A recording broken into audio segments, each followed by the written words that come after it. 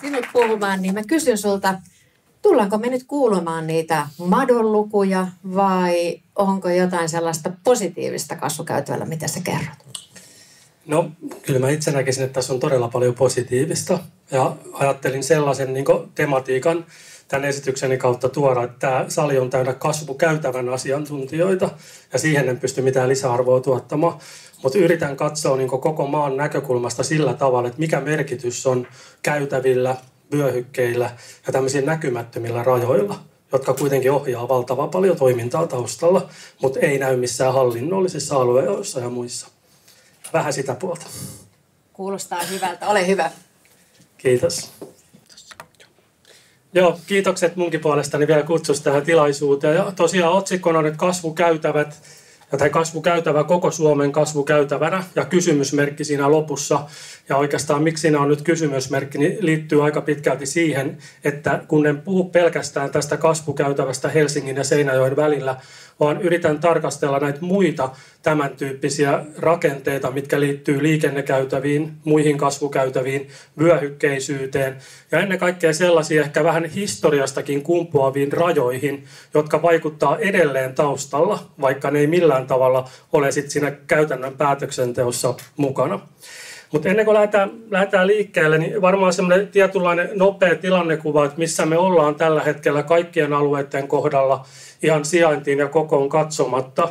Mä luulen, että jos mä kysyisin teiltä tässä salissa, että mitkä on teidän mielestä tällä hetkellä alue- ja väestönkehityksen kannalta tärkeimpiä sellaisia kehitysilmiöitä, trendejä, teemoja, joita pitäisi nostaa esille kaikkien alueiden osalta, niin mä luulen, että aika samankaltaisia asioita nousisi esille. Retoriikka saattaisi pikkusen ehkä vaihtua, vähän painotukset saattaisi vaihtua, mutta jos katsotaan tätä kokonaisuutta niin tällä tavalla ensin niin tilannekuvan näkökulmasta, niin mielestäni nuo kaikki tekijät, jotka näette nyt tuossa taustalla, on sellaisia, jotka tulee vaikuttamaan merkittävästi kaikkien alueiden kehitykseen, ei pelkästään nyt tulevalla hallituskaudella, vaan myös pitkällä 20-luvulla ja jopa 30-luvulle saakka.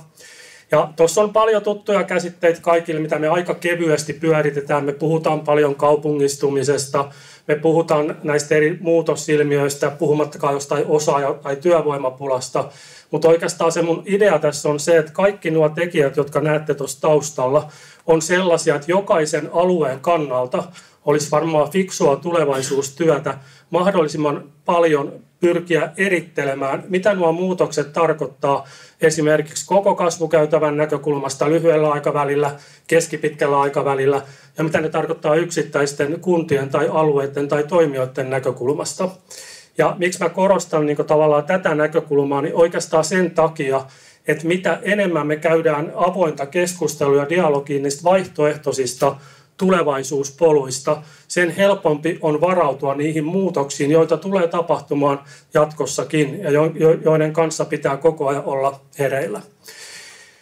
Tämä mun esitys keskittyy nyt pitkälti tuohon punaiseen laatikkoon ja on ehkä vähän vaarallista puhua mistään pyhästä kolmiyhteydestä tässä yhteydessä, mutta oikeastaan edelleen kaikesta teknologiasta, langattomasta tiedonsiirrosta, monipaikkaisuudesta, etätyöstä riippumatta, niin edelleen me ollaan kaikkien alueiden kohdalla varmaan siinä tilanteessa, että nämä 3 perusasiaa, liikenneyhteydet, frekvenssi, kuinka paljon yhteyksiä on, koulutukseen liittyvät asiat ja sijaintietuun tai sijaintihaittaan liittyvät asiat muodostaa sellaisen aika kovan pähkinän, joka on siellä taustalla kaikkien alueiden kehitykseen vaikuttamassa. Mutta se olennainen kysymys varmaan on, että mitä tästä kaikesta sitten seuraa. Millaisia johtopäätöksiä me voidaan tehdä noiden muutostrendien perusteella. Ja mä korostasin ensimmäistä, vaikka se on nyt aika lailla tiiviisti ja pelkistetysti kirjattu tuohon auki. Ja se mun perusväite on, että se kilpailu, mitä tähän saakka ollaan käyty alueiden välillä tai kaupunkien tai kaupunkiseutujen välillä, on aika paljon ehkä ollut helpompaa, en sano, että lastenleikkiä, mutta on ollut paljon helpompaa sen suhteen, mitä se tulee olemaan nyt 20-luvulla ja 30-luvulla. Ja mä tarkoitan tuolla alueiden välisellä kilpailulla resursseista, en niinkään talouteen liittyviä asioita, vaan ennen kaikkea inhimilliseen pääomaan liittyviä asioita. Kilpailua lapsista, nuorista aikuisista, maahanmuuttajista, opiskelijoista ja ylipäätään osaajista ja työvoimasta. Ja kaikki meidän alueet on kohtaa tämä ihan saman haasteen, mutta se, että millä tavalla siihen pystytään reagoimaan ja mitkä ne mahdollisuudet on, se tulee vaihtelemaan tosi paljon alueiden välillä. Ja mielestäni tämän seurauksena, kun tämä kilpailu väistämättä tulee kiristymään näistä niukkenevista resursseista, tarkoittaa, että se tulee johtamaan tuohon kakkoskohtaan. Ja tämä kakkoskohta on sillä tavalla hankalaa, että mehän ei olla totuttu puhumaan aluekehityksestä kauhean suoraan. Ja me ollaan ehkä aika paljon pyritään sillä retoriikalla peittämään sitä todellisuutta, mitä meidän ympäristössä on tapahtunut jo, sanotaan vuosikymmenien aikana. Ja jos olette täyttänyt vaalikoneita, ja olette varmaan täyttänytkin, niin huomaatte niiden kysymyksistä, että kuinka hassuja ne on suhteessa tähän todellisuuteen, missä me eletään. Siellä edelleen kysytään, taitaa olla Hesarin vaalikone, pitääkö koko maa pitää asuttuna, onko kaupungistuminen hyvä vai huono asia. Ja nämä on täysin absurdeja kysymyksiä suhteessa siihen todellisuuteen, missä me ollaan tällä hetkellä. Niin kuin mitä tahansa tilastoa me tarkastellaan, niin Suomi ei ole vuosikymmeniin ollut kokonaan asuttu. Ja kaupungistuminen ei pitäisi enää herättää mitään intohimoja. 73% väestöstä asuu kaupunkialueilla, työpaikoista 80% on kaupunkialueilla, taajamissa asuu noin 87% väestöstä ja niin edelleen. Eli edelleen nämä silti hallitsee sitä keskustelua kauhean vahvasti. Mutta se, mikä on mielestäni haaste, niin tämmöinen väistämättä tapahtuva polarisaatio alueiden välillä näiden muutosten kautta on pikemminkin kasvamassa kuin tasuttumassa. Ja musta jotenkin tuntuu, että me ei ole tähän vieläkään varauduttu riittävän hyvin, että mitä tästä oikeasti tulee tarkoittamaan. Kolmoskohtaa haluaisin myös korostaa, että me puhutaan hirveän paljon kasvusta, kilpailukyvystä, kovaan elinvoimaan liittyvistä muuttujista. Ne on perusta tietysti kaikelle tekemiselle.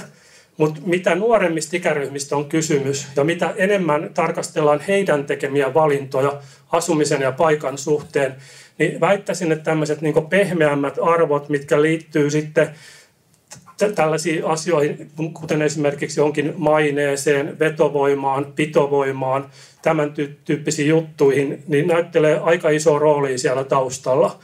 Ja sellaiset alueet, jotka pystyy yhdistämään ne kovaan ja pehmeään elinvoimaan liittyvät tekijät, on aika vahvoilla, kun kilpaillaan erityisesti nuorista ja nuorista aikuisista. Ja sitä ei mielestäni sovi millään tavalla väheksyä. Ja sitten totta kai nämä 20-luvun kehitys, jos mietitte nyt viimeistä 3 vuotta, mitä ollaan eletty, niin kyllähän meillä sopeutumiskykyä löytyy todella paljon ja ollaan kyetty näiden kriisien keskellä myös koko ajan uusiutumaan. Se, mikä on mielenkiintoinen nähdä tulevina vuosina, että mitkä alueet on onnistunut tämän kriisiajan myös käyttämään omaksi vahvuudekseen. Eli ollaan pystytty kehittämään asioita myös kriisien aikana. Ja ne on todennäköisesti aika vahvoja, kun tästä jossain vaiheessa tullaan sitten ulos. Mutta jos me katsotaan näiden erilaisten vyöhykkeiden ja rajojen kautta todellisuutta, niin tässä on ehkä tämä teema, mutta mä lähtisin tuolta 700 vuoden takaa, älkää pelästykö. Mä tulee sieltä kyllä nykypäivää tosi nopeasti. Mutta jokainen meistä tietää, että meillä on nyt tämmöinen 700-vuotisjuhlallisuudet tänä vuonna, eli Pähkinäsaaren rauha 1323. Ja tämä on sillä niin hämmentävä, että vaikka tämä on 700 vuotta vanhaa ja tuollaista rajaa ei siellä maastossa ole todellisuudessa ollut kuin paikoittain yksittäisiä kiviä, mistä pystytään niin todentamaan, missä se tämmöinen tietynlainen raja ikään kuin asutun alueen ja vähemmän asutun alueen välillä on joskus mennyt. Mutta kun me tarkastellaan erilaisia tilastoja, niin tämä sama jako läntiseen ja itäiseen on edelleen aika vahvasti siellä mukana. Erityisesti tämmöisiin terveyteen, hyvinvointiin liittyvillä muuttujilla se tulee todella vahvasti esille. Ja tämä mielestäni liittyy tähän myös aluekehityskeskusteluun sillä tavalla, että mehän ollaan totuttu nyt kehittämään sitä koko Suomea aika paljon yhden mallin mukaan. Ja kuitenkin nämä erot aina alueiden välillä on ollut aika suuria. Ja tämmöiset käytävät tai vyöhykkeet tuo esille mielestäni aika hyvin se, että millaisia painopisteitä on mahdollista löytää sitten näiden alueiden sisällä. Jos me katsotaan sit ilman hallinnollisia rajoja vielä Suomea, tässä jokaisella väritetyllä alueella asuu 25% suomalaisista tällä hetkellä. Työpaikkojen määrä on pikkusen suurempi etelässä ja pohjoiseen mennessä vähenee. Jos katsotte pelkästään tämmöisellä visuaalisella katseella meidän Suomen karttaa, niin tässä huomaa se, että jos me kehitetään koko Suomea samojen periaatteiden mukaan, ne alueelliset ja sosiaaliset todellisuudet poikkeavat todella paljon toisistaan. Jos me ollaan nyt täällä 25% populasta asuu tällä noin alle 100 kilometrin kehän kertoo aika paljon. Ja samalla tavalla, jos katsoo nyt tätä Helsinki-Seinäjoki-akselia, niin käytännössä tämän sisällä ollaan hyvin paljon. Jos katsotaan samaa asiaa vielä sillä tavalla, että missä asuu 50% suomalaisista, ja tässä seuraavissa kartoissa, mikä tulee tämmöisenä kiffinä esille, niin mä oon laittanut myös väestön tiheyden näkyville. Eli nämä alueet on tarkasteltu sillä tavalla, missä 50% suomalaisista asuu. Tässä oli ensin Helsingin näkökulmasta, Turun näkökulmasta, Jyväskylän näkökulmasta, sitten tulee Joensuun näkökulmasta, Oulun näkökulmasta, huomaatte, että lähes koko Suomi, 6 suurinta kaupunkiseutua, ja sitten tulee seuraavaksi tämä kasvukäytävä, Helsinki-Seinäjoki. Tällä tavalla tarkasteltuna, kun me unohdetaan ne hallinnolliset rajat, niin mielestäni tämä paljastaa paljon enemmän, että missä on ne yhtenäiset toiminnalliset alueet, missä on asukkaat, missä on työpaikat, ja kuinka tärkeitä ne yhteydet on näiden tavallaan alueiden välillä ja alueiden sisällä. Ja tällä tavalla tarkasteltuna Suomi on aika lailla erinäköinen. Ja itse olen sitä mieltä, että meidän pitäisi nähdä tämä todellisuus niiden hallinnollisten rajojen takaa, kun me mietitään niitä keskeisimpiä kehittämisen toimenpiteitä. Samalla tavalla, jos me katsotaan laajemmin Suomea, tässä on tämä niin sanottu kasvukolmion alue, missä on nuo kärjet Helsinki, Turku, Tampere. Ja tuo punainen alue tässä kartalla, mikä on paikkatiedolla rajattu, tuo punainen alue käsittää 90 minuuttia aikaetäisyyttä näistä 3 keskuskaupungista, Helsingistä, Tampereelta ja Turusta. Ja huomaatte, että tuo 90 minuutin vaikutusalue käsittää tällä hetkellä 7 maakuntaa. Ja tuo alue on aika suuri osa tästä Etelä- ja Lounais-Suomesta. Ja tällä alueella, tuolla 90 minuutin aikaetäisyysalueella, on tällä hetkellä yli 60% meidän asukkaista, yli 60% meidän työpaikoista. Ja jos miettii tässä kohtaa liikenneyhteyksien merkitystä, on kysymys sitten tieyhteyksistä tai ratayhteyksistä, niin totta kai jokaisella näillä kaupunkiseudulla on äärimmäisen tärkeää, että ne sisäiset liikenteeseen liittyvät ratkaisut pelittää mahdollisimman hyvin. Mutta myös tämä työmarkkina-alueiden välillä tapahtuva liikkuvuus korostuu koko ajan enemmän ja enemmän. Me ei ole pitkä aikaa puhuttu siitä Etelä-Suomen yhtenäisestä työssäkäyntialueesta, mutta jos katsoo ilman hallinnollisia rajoja tätä tilannetta, että missä meidän popula on, missä meidän työpaikat on, missä meidän korkeakoulut on, missä on valmistavan tuotantoa ja niin edelleen, niin mielestäni tämä korostaa sitä, että mitä enemmän me katsotaan tätä kokonaisuutta maakuntarajojen tai kuntarajojen kautta, niin sitä vaikeampi on rakentaa yhteistä pohjaa tulevaisuuteen päin. Ja meidän pitäisi jollakin tavalla saada sitä painopistettä siirrettyä tämmöisestä hyvin hallintolähtöisestä ajattelusta toiminnalliseen ajatteluun ja nähdä nämä yhteiset nimittäjät, mikä sitoo näitä alueita yhteen. Ja tuo kasvukolmio, tai itse asiassa tuo on paljon muuta kuin kasvukolmio jo tänä päivänä, ehkä paremminkin tämmöinen 4, mikä erottuu aika laajalla alueella. Samalla tavalla mielestäni tärkeässä roolissa on nämä, mitä Ossikin tuossa mainitsi, radat ja ylipäätään nämä tämmöiset ratavyöhykkeet ja radan ympärillä olevat vaikutusalueet. Ei ole tarkoitus varmaan mitään raideliikennepolitiikkaa täällä tänään puhua, että sitten on omat seminaarit aika usein järjestetty, mutta jos itse katsoo kansallisella tasolla, että mitkä on tämän valtakunnan näkökulmasta merkittäviä tulevaisuusinvestointeja, niin on vaikea löytää parempia tulevaisuusinvestointeja kuin ne, jotka liittyy sekä koulutukseen että sujuvaan liikkumiseen ja liikenteeseen ja liikenneyhteyksiin. Ja jos mä katson näitä meidän tavallaan Suomea näiden ratojen näkökulmasta, niin kyllä mä toivoisin, että meidän hallituksella tai tulevilla hallituksilla olisi riittävästi rohkeutta käynnistää kansallisesti näitä merkittäviä liikennehankkeita, jotka sitoo valtavan määrän asukkaita ja työpaikkoja pelkästään näiden ratojen varrella, mutta ennen kaikkea myös niiden vaikutusalueella. Nämä luvut, mitkä tuolla taustalla näkyy, nämä on laskettu sillä tavalla, että tämä rata itsessään on se bufferi, se keskipiste, ja jokaisen radan ympärillä on rakennettu 20 kilometrin vyöhyke molempiin suuntiin. Ja tarkasteltu, kuinka paljon on populaa ja kuinka paljon on työpaikkoja siinä vyöhykealueella. Ja totta kai tämä Helsinki vääristää sillä tavalla, että kun Helsinki lasketaan näihin kaikkiin mukaan, tai pääkaupunkiseutu, niin kaikki luvut vaikuttaa erittäin suurilta. Mutta toisaalta tämä korostaa myös sitä, että itse näkisin niin tasapainoisimpana, jos halutaan sitä tasapainosta aluekehitystä viedä eteenpäin, niin nämä kaikki 3 kokonaisuutta on mielestäni sellaisia, mitkä on tärkeitä kansallisella tasolla. Mä lähdin siitä Pähkinäsaaren rauhanrajasta liikkeelle ja mielellään niin kysyisin, että onko tämä niin päärata uusi tämmöinen Pähkinäsaaren rauhanraja Suomessa. Ja tämä jakaa selvästi Suomen taas 2 osaan. Ja tässä on niin laskettu sillä tavalla, että tässä on tämä päärata ja tämän pääradan ympärillä on tämä vyöhykealue, eli se 20 kilometriä molempiin suuntiin.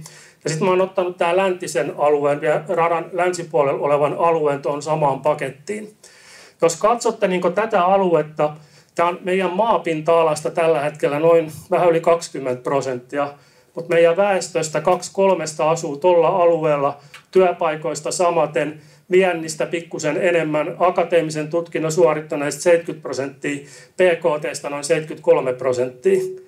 Ja nämä on minusta sitä todellisuutta, mitä meidän pitäisi tunnistaa, kun me tehdään tulevaisuutta koskevia valintoja, koska nämä vaikuttaa siellä taustalla ja nämä on aika näkymättömiä rajoja. Eihän meillä ole tällaista rajaa missään olemassa, mutta jos me mietitte vaikka investointeja, mihin niitä suuntautuu tällä hetkellä, niin niitä tulee todella kovalla prosentilla niin kuin tälle alueelle ja osittain myös etelärannikolle ja tuonne Kotka-Haminaan saakka. Tässä on vielä pelkästään päärata Helsingistä Seinäjoelle ja samalla logiikalla tämä alue rajattu 20 kilometriä 20 kilometriä. Tuossa on pikkusen noita tunnuslukuja. Niitä on mahdoton ihan eksaktisti pystyä laskemaan, koska tilastokeskus tällä hetkellä aika hyvin tietosuojaa tämmöisiä yksilöön meneviä tietoja. Mutta kertoo pikkusen ehkä tuosta kokonaisuudesta. Tässä vielä lukuina, jos äsken oli niin tavallaan se bufferialue, niin tässä on tarkasteltu Helsingin ja Seinäjoen välistä aluetta seutukuntarakenteen kautta. Eli nämä numerot on korkeampia siinä mielessä, jos mietitte vaikka Helsingin seutua, mikä ei kokonaisuudessaan ole tässä kasvukäytävässä mukana, mutta jos seututasolla tarkastellaan näitä tunnuslukuja, niin pyöritään tämän tyyppisissä numeroissa tai osuuksissa suhteessa koko maahan. Ja on nämä prosentit sitten 60 tai 65 tai 55, niin sillä ei ole sinänsä mitään merkitystä, vaan meidän pitäisi pystyä nostamaan julkiseen keskusteluun ehkä enemmän näiden käytävien ja vyöhykkeiden merkitystä koko maan kannalta. Ja silloin se ei tarkoita sitä, että kysymys on, että joku paikkakunta tai joku maakunta saa jotkut tietyt resurssit, vaan millä tavalla tämä kokonaisuus pelittää. Koska nämä luvut kuitenkin on aika mittavia ja kertoo paljon, missä mennään tällä hetkellä. Mielestäni 3 tällaista supermittaria, jonka perusteella pystyy jo paljon tekemään päätelmiä, että mikä se alueen tavallaan tilanne liittyy väestökehitykseen, työpaikkakehitykseen ja yrityskehitykseen näiden aluetalouden kovien mittareiden rinnalla. Mä katsoin viimeisen 5 vuoden tilanteen, että mitä se on asukasluvun muutoksessa suhteessa per vuosi, työpaikkamuutoksessa ja yritysten määrä muutoksessa. Ja tuo punaisella ylhäällä olevat luvut kertoo, että mikä on tämä kasvukäytävän osuus per vuosi tästä kokonaisuudesta. Ja tämäkin on laskettu sillä tavalla, että on tämä seutukuntataso huomioitu, mikä nostaa niitä pikkusen korkeammaksi, mitä ne todellisuudessa on. Ja täällä on suluissa, mikä on koko muun maan osuus näiden alueiden ulkopuolella. Huomaatte, että asukasluvun osalta ollaan siellä yli 100%, että oikeastaan muualla Suomessa yhteenlaskettuna väki on vähentynyt. 87% työpaikkalisäyksestä on tullut tänne alueelle. Ja tämä on minusta sillä tavalla niin merkittävä, milloin oikeasti taas ajan kanssa iso merkitys. 53% uusista yrityksistä on tullut tähän Helsingin ja Seinäjoen väliselle alueelle. Ja varsinkin tuo työpaikkamuutos on tietysti se, mitä kannattaa lähteä pilkkomaan niin tarkempia osia toimialoittain. No, tämä seuraava dia on enemmän perustuu semmoiseen omaan ääneen ajatteluun, että en ole tästä kenelläkään keskustelua, enkä etukäteen Jaanankaan kanssa puhunut, enkä muun porukan kanssa, vaan nostin muutamia sellaisia kysymyksiä, mitkä mielestäni on sellaisia, joista toivoisi mahdollisimman paljon keskustelua käytävä. Ja jos tällä katsoo niin ulkopuolisen näkökulmasta tätä kasvukäytävää, niin vaikka tuo kysymys tuntuu yksinkertaiselta, Mun mielestäni tuo on se ehkä kaikkein tärkein kysymys, mikä pitäisi toistaa vähintään vuosittain, aina kun kasvukäytävä verkosto kokoontuu. Mikä on se liima, mikä pitää tätä kokonaisuutta pystyssä? Mikä on se funktio, mitä varten tämä on olemassa? Onko se sama kuin 10 vuotta sitten? Vai pitäisikö katsoa 10 vuotta eteenpäin? Tai jopa 20 vuotta eteenpäin? Joskus muistatte, puhuttiin Apollo-lennoista, kun NASAlla oli se iso projekti aikoinaan saada se Apollo-lento, miehitetty avaruuslento. Ja niin kuin muistatte, niin se oli semmoinen yksi varmaan suurimmista projekteista, missä oli tuhansia ja tuhansia yksittäisiä osaajia. Ja jokaisella osaajalla oli täsmälleen niin kuin selvää se, että mihin pyritään, eli siihen miehitettyyn avaruuslentoon. Ja jokainen hoiti sen oman ruutunsa ja toi sen oman osaamisen, asiantuntemuksensa siihen yhteiseen projektiin. Ja mulla haluaisin kysyä teiltä, että mikä on se kasvukäytävän Apollo-lento seuraavan 10 vuoden aikana? Mitkä on ne tekijät, mitkä on jatkossakin relevantteja tämän alueen kannalta?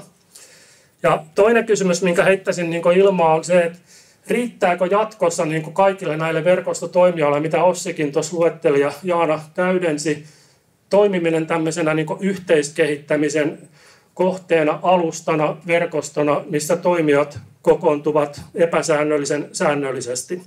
Onko se riittävä jatkossa? Saadaanko siitä irti kaikki se, mitä tästä koneesta olisi mahdollista saada? Se on minusta semmoinen toinen iso kysymys. Ovi on nyt kohtuullisen kaukaa, mutta siitä huolimatta mä esitän tämän kolmannen kysymyksenkin tähän samaan yhteyteen. Ja kyllä mä haluaisin kysyä, että onko tämä nykyinen kasvukäytävän aluejako Helsingin ja Seinäjoen välillä edelleen relevantti jatkoa ajatellen? Jos katsotte vaikka niitä karttoja, mitä tuossa aikaisemmin pyöri, niin oikeastaan ne kysymykset minusta liittyy just tähän laajempaan aluekehitykseen, näkyvyyteen, yhteiseen edunajamiseen, tunnettuuteen ja ylipäätään siihen, että mitä tämä tarkoittaa vaikuttamisen kannalta, tämä nykyinen rakenne. Ja jos nyt puhtaalta pöydältä voisi lähteä, niin kyllä mä itse näkisin sillä tavalla, että jos miettii tätä aluejakoa, niin kyllähän tämä koko alue on samanlaisten haasteiden ja mahdollisuuksien kohteena. Ja jos mietitte sitä voimaa, mitä tämmöiseltä kasvukolmion alueen toimijoiden kautta olisi mahdollista saada kansalliseen keskusteluun, olisiko niitä puheenvuoroja ja kannanottoja mahdollista jättää huomioimatta ministeriöiden tasolla, politiikkatasolla, jos mietitte niitä volyymeja, mitä sisältyy tällaiseen kokonaisuuteen. Ja ylipäätään tämä kasvukäytävä, niin miksi se pysähtyy Seinäjoelle? Mihin se perustuu? Koska kaikki nämä väylät ja liikkuminen ja asiointi niin vähintään näkyy samankaltaisena Ouluun saakka. Ja kyllä mä kysyisin myös näistä satelliiteista, Lahti, Jyväskylä, Pori. Millä tavalla nämä yli 100 000 asukkaan kaupungit kytketään tähän kokonaisuuteen mukaan? Nyt nämä on pikkusen siellä irrallaan, mutta kaikki se, mitä tapahtuu vaikka pääradalla tai kasvukäytävän alueella, hyödyttää myös näitä. Ja ne varmasti olisi tukemassa sitä kehitystä.